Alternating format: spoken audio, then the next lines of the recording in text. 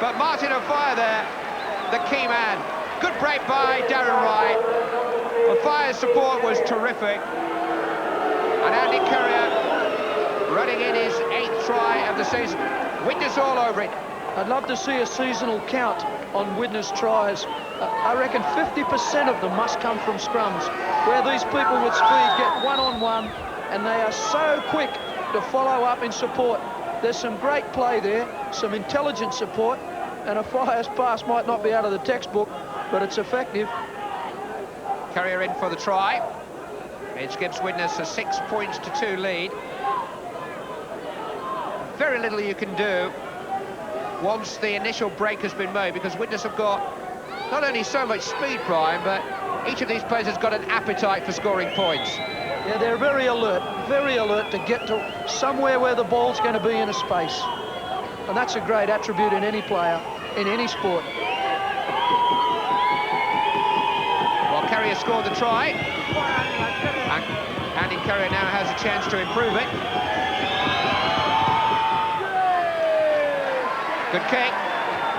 And Widnes ease into a 6-point lead. 8-2 in favour of the defending champions. I think some of the Castleford forwards will be disappointed with the defence here of the backs. And here's where we see the support, intelligent support.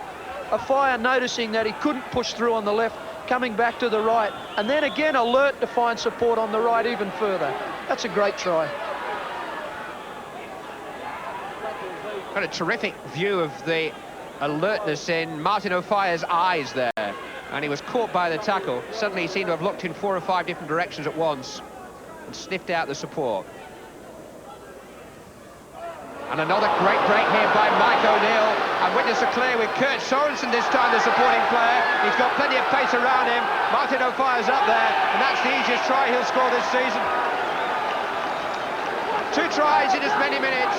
This time set up by the big man, O'Neill and Sorensen. Martin O'Fire, I don't know if he's just a little breathless, but that's his 30th try of another astonishing season. And a walk-in by his standards. We spoke about some weak defence by the backs, but there's some terrible defence by the forwards, coming straight through the middle of the ruck. And again, good support. Larder had not a chance. Sorensen is showing just how big and burly he is, but even when he's out of petrol, there's that man. And I think Martin O'Fire's out of petrol after making 2 great long runs, but he had enough to get there.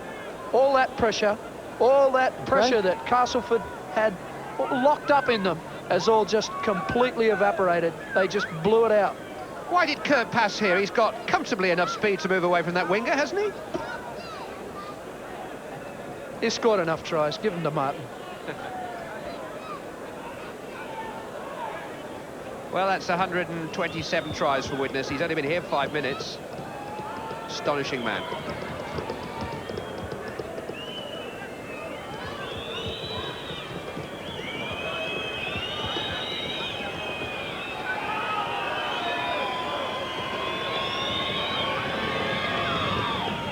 Plenty of care and attention given to that, but it drifts wide of the right-hand post.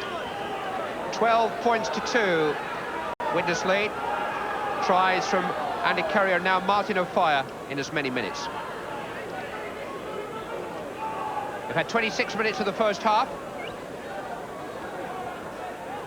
And having survived a pretty rousing start by Castleford, Widnes' speed and class has shown through in the last few moments. And they now have a real grip of the game. It's a rash man who dismisses their title effort with 11 games still to go, particularly with their 2 matches against Wigan still to come on Rugby League Live in February and March. Dougie will be looking forward to those. You may recall they'd lost 3 in a row going into the Castleford fixture that we screened from Norton Park back in November, but they pulled themselves round then. Always at their most dangerous when people start to doubt them, Widnes. Here's Fred Lindop again. The poor defensive effort of Castleford is reflected in the chart where Widnes, in fact, have made 6 clean butts to only 1 from Castleford. This is why possibly they're in the league. Castleford needing to find those gaps and make some breaks now. With Keith England in possession. Widnes didn't hit the front in the championship race until the end of March last year, when Castleford themselves dropped out of the sky. And they firmly believe at Norton Park that Wigan are due a sticky patch. A lot of respect for what John Money's done there this season. Wigan are on a fantastic run, and Widnes are just hoping to get a little bit more pressure on them.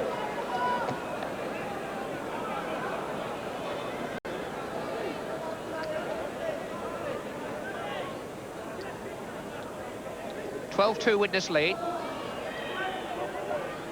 And here's David Hugh. Good tackle by his opposite number, Gary French. Fire. Picked up well by Ayres. On goes Alan Tate. Support from John Devereux. Pass 1, pass 2. Oh, and the third just caught him. It was Hardy who made the important tackle. Devereux up to within a pace of the line. Phil Mackenzie. Support from David Hugh. Support from Paul Hugh. And the brothers combine to score yet another try for Widnes. It's crisp and incisive stuff, and Castleford haven't got an answer to it. A family affair, created by David Hugh and scored by Paul Hugh. The lead-up work again done here by the backs from a scrum and a nice break down this right-hand side. Mackenzie getting his arms free. Once they get in this mood, they're ruthless. That's good support, great support. Good work by Devereux to carry them to within view of the line. There's David Hugh, who was very wide of Mackenzie for a moment, but readjusted his position in order to receive the pass and then slip his brother in.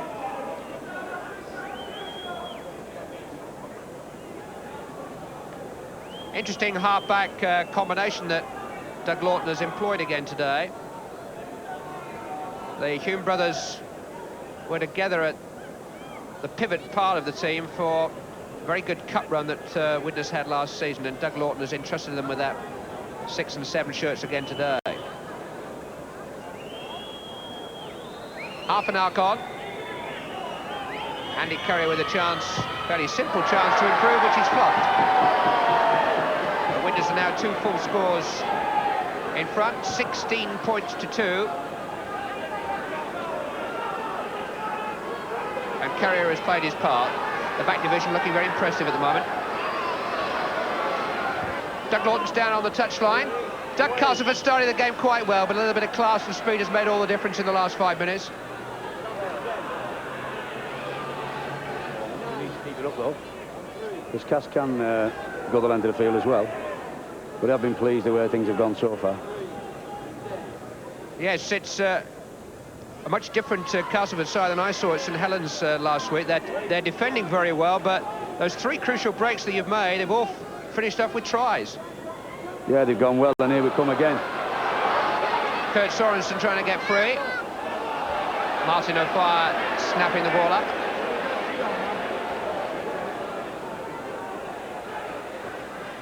Kick by Tate.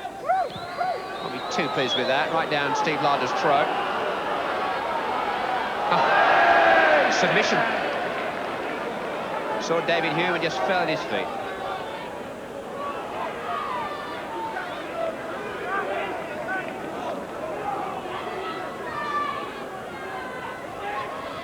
Chapman trying to get into the game.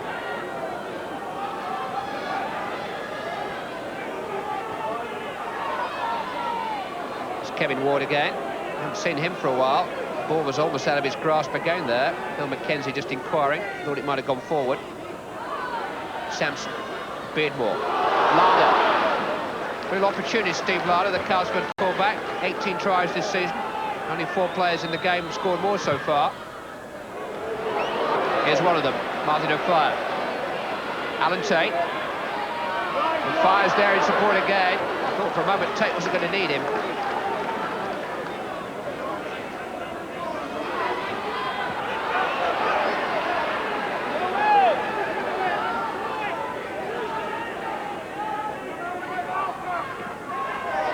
O'Neill.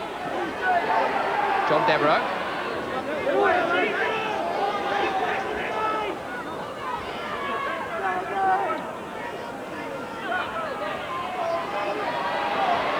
Good strong play by Tony Myler. Testimonial season. Widnes. Alan Tate. That's a good kick too, in behind Darren Price. Once they get on top, Widnes, Brian, they've got a real element of control, almost arrogance about them, haven't they? But once they start to get that confidence about them and they find space like they're finding now, because Castleford just haven't kept up that intensity. They started off with all those gang tackles, that intimidation by their strength in their tackle. That's gone, and if you start to show Widnes that sort of space and without that sort of intimidation, man, they can do whatever they like. They lead by 16 points to 2. And every time they see a chink of light in the Castleford defence, you feel as though they've got men capable of going through it. Crooks. Hardy.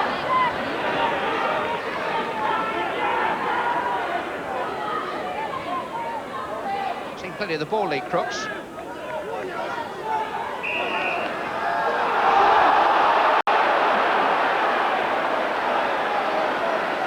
Darabelleveld looks a little less happy than he did when we spoke to him 10 minutes before the game. It's so frustrating. Once they cross the white line, there isn't much you can do. No matter how stirring and detailed an address you deliver prior to the game, they're out of your hands once they're on the pitch.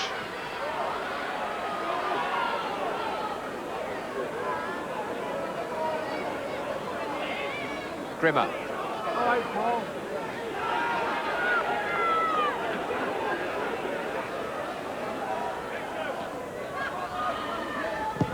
Myler's kick. Oh, it's a beauty. Inch perfect. Such a resilient player, Tony Myler. He's had such terrible injury problems. I say refuses to wear the number 13 shirt that a loose forward should wear, not specifically because of that number, but because he's picked up 2 serious injuries each of the last 2 occasions that he's worn 13. Wonder how that sits with our rugby league hierarchy, who've told all the clubs that they must wear the number that players are playing in as they're selected. Well, I won't tell them if you won't. I promise I won't.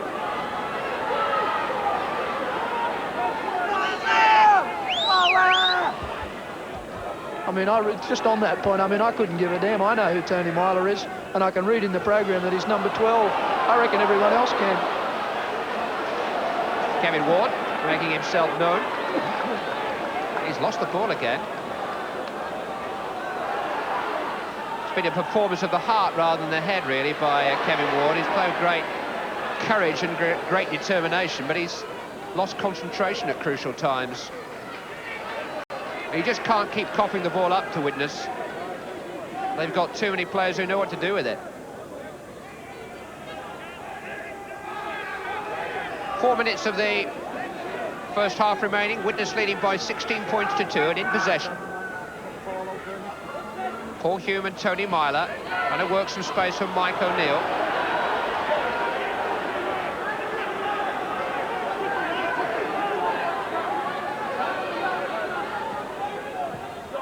Mackenzie. Joyner dropping on it. Steve Larder. Support was a bit half-hearted there for him.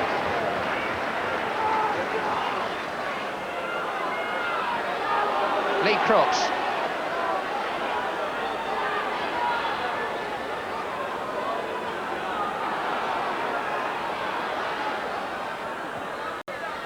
Keith England.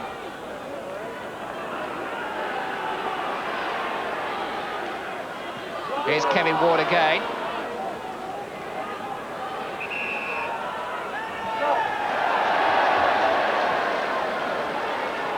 Penalty given against Grimmer that time.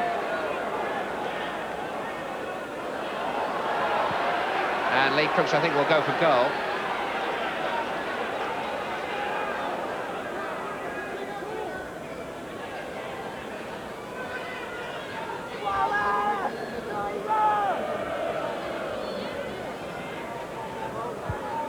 Young Neil Batty, the Castleford substitute, bringing on the Sandcastle. Crooks, who was on a winning side against Widnes just 3 weeks ago with his former club Leeds. Impressive Leeds performance that too at Norton Park.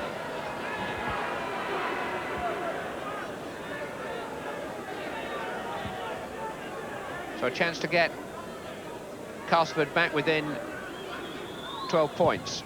And he's done it. And that's quite a crucial deficit in rugby league. 2 scores, of course. Not enough to bring a smile just yet. Castleford a little punch-drunk by that burst of Widnes scoring.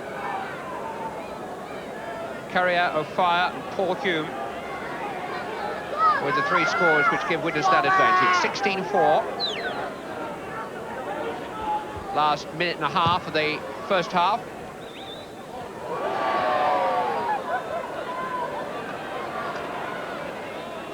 A long way to the Widnes line from there.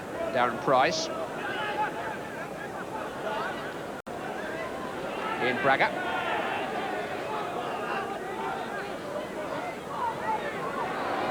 England tackled by Wright. Oh, French looking where he was going before he had it. Widnes have got the ball.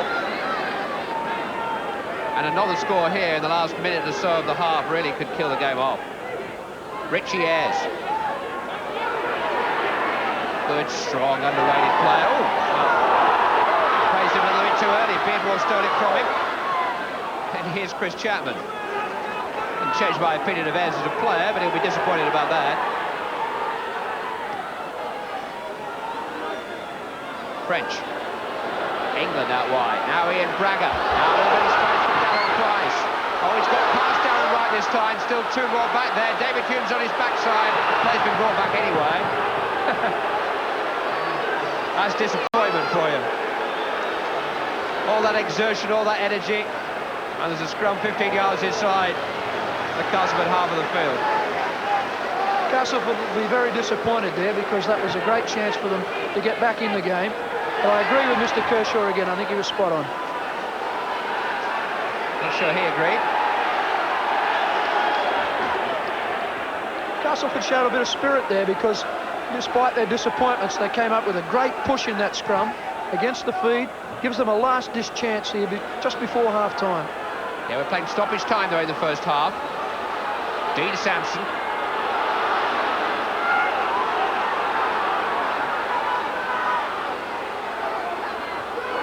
Kevin Ward again.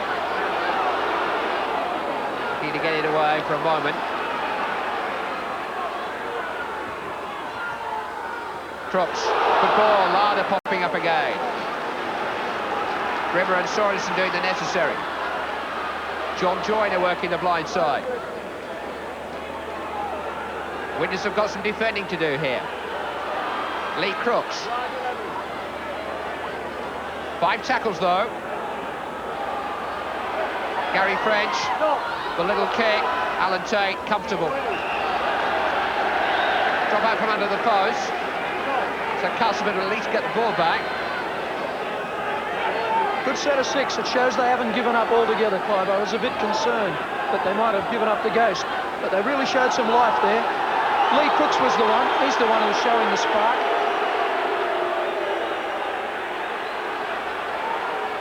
Currier taking his time.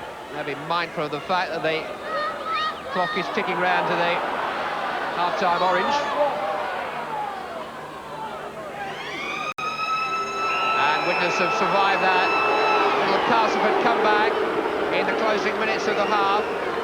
A couple of penalties from Lee Crooks, all that the home team have to show for their efforts. Whereas Widnes, with a dramatic burst of scoring, tries from Currier, O'Fire and Paul Hume, have established a 16-4 lead. Welcome back. Widnes leading by 16 points to 4 here at Weldon Road at half-time. Tries from Andy Currier, Martin O'Fire and Paul Hume. We're live in the dressing room again. A happy dressing room, no doubt. Don't adjust your sets. If we left the volume up, Mary Whitehouse might be onto us, but Widnes know they can't afford any slips, even at this stage, if they're to stay in touch with Wigan at the top of the table. Well, time to join Brian Smith again. Brian, I'd imagine Doug Lawton will be a pretty happy man at this stage of the game.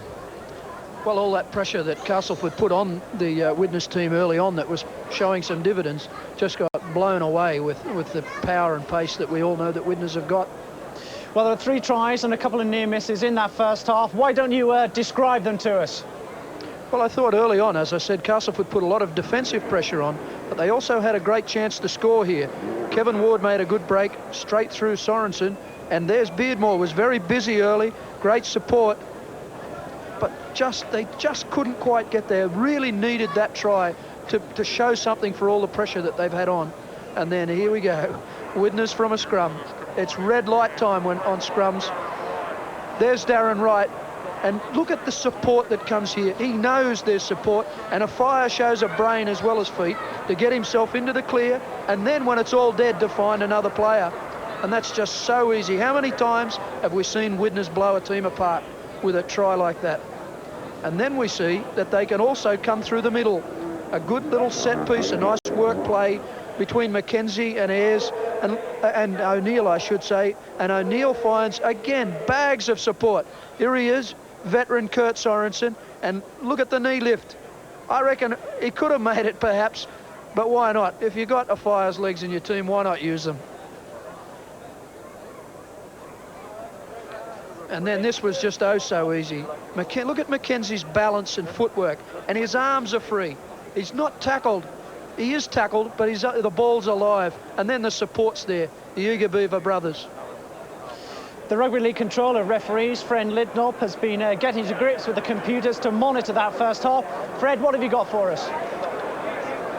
Well, I think in a disciplined performance by both teams up to the break, you can see that the vital number of breaks, or busts as people like to call them nowadays, has created the lead for Widnes at half-time. You can see that there's 9 clean breaks, and Widnes have supported these breaks to create the tries, to Castleford's only 2. Okay. Both teams have tackled tremendously hard, virtually 115 tackles each. So defensively they've both worked very hard, but the breaks have been vital. Thanks very much, Fred. We'll hear more from Fred later. Let me remind you that Widnes are leading Castleford by 16 points to 4. We'll have the second. Welcome back to Weldon Road.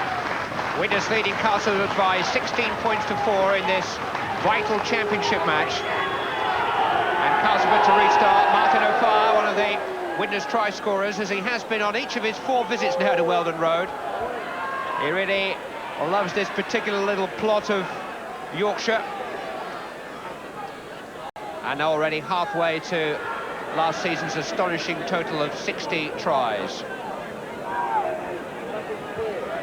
Joe Grimmer, Widnes having met with some resistance in the closing minutes of the first half of the match, will be keen to reassert themselves in that way they did in that dramatic period midway through the first, when Andy Currier, Martin O'Fire and Paul Hume scored tries in a 5-minute period.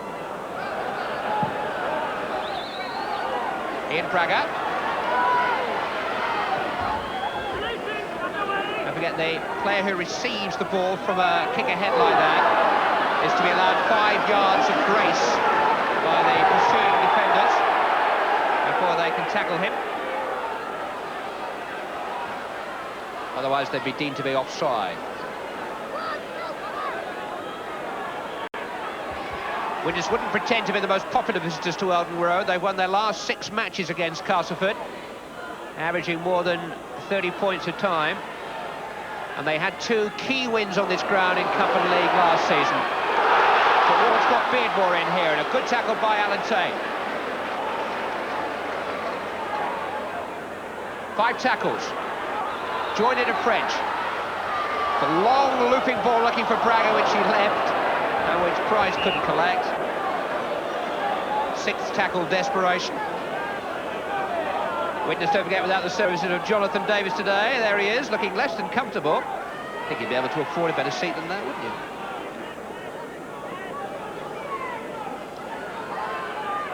Derek Pike on a the most experienced Widnes forward. He's had an operation on his arm this week. He's going to be out for a while, but as I was saying a little earlier, Mossy Calota's on the way back. And Davis has a hamstring problem, which will be examined at the National Sports Rehabilitation Centre down at Lilleshall next week, in the hope that he'll be fit for the forthcoming Challenge Cup campaign and the 2 big championship crunch matches with Wigan. Takes long clearance, fumbled by Price, reclaimed by Wright, who's allowed to go on almost unopposed and get Martin O'Fire in for yet another try against Castleford. And that was tame defence. Opportunism by O'Fire, which you take for granted. But he'll score tries against Castleford all day long if they treat him with that kind of respect.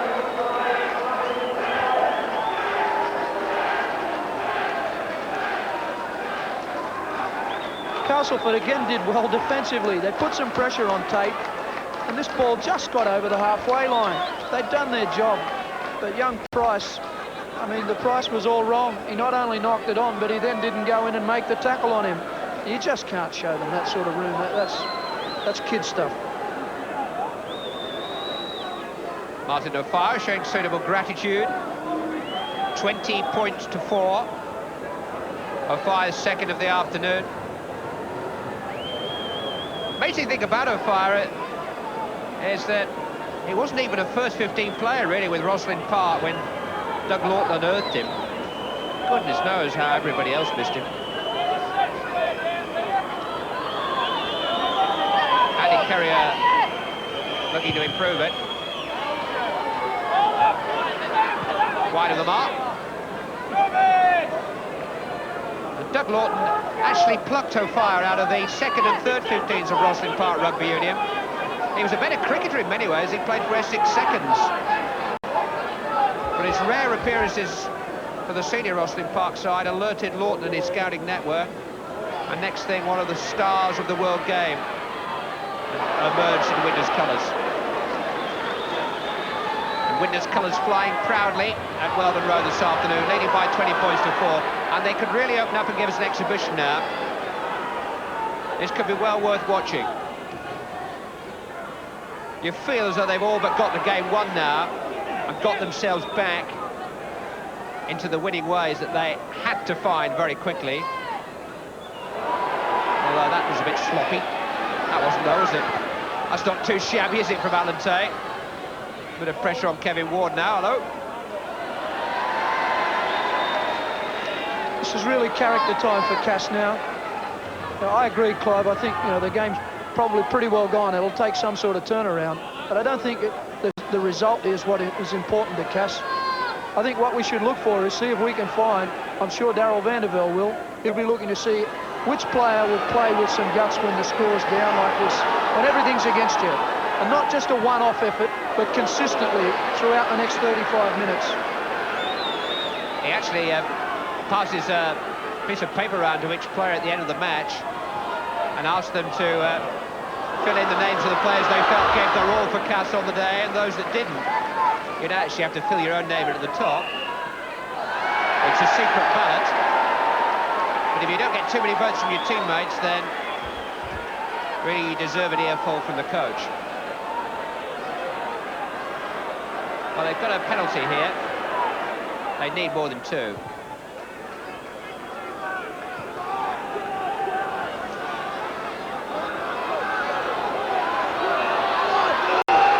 Samson going on. Sorensen penalised. Wouldn't have been for a high tackle, would it? No. I'll tell him. Here's Kevin Ward.